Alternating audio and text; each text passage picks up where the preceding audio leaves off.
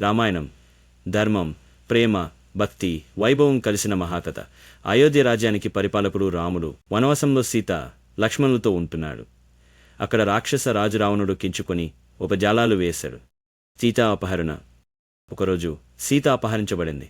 రావణుడు భ్రమణ వేషం ధరించి వచ్చి ఆమెను లంకకు తీసుకెళ్లాడు. సీత ఏడుతూ రాముని పేరు మంత్రిగా పలికెను.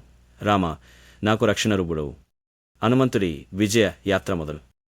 రాముడు, లక్ష్మణుడు బాధతో ఊరడిపోయారు. వనరసేన సహా హనుమంతుడు సీతను వెతకండి అన్న ఆదేశం తీసుకున్నాడు. సముద్రాన్ని దాటి లంక దీవికి చేరాడు.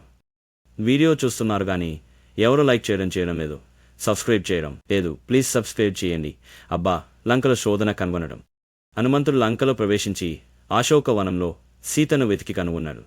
ఆమె ఏడుతూ రామని రాకవేచున్నాసని చెప్పింది. హనుమంతుడు చెప్తాడు, నేను రాముని దూత, బాధపడకు. రాముని ఉంగరం ధైర్యసాక్షి. హనుమంతుడు రాముని ఉంగరాన్ని తీసుకువచ్చాడు. అది సీతకు నమ్మకంగా ప్రతీక్షగా.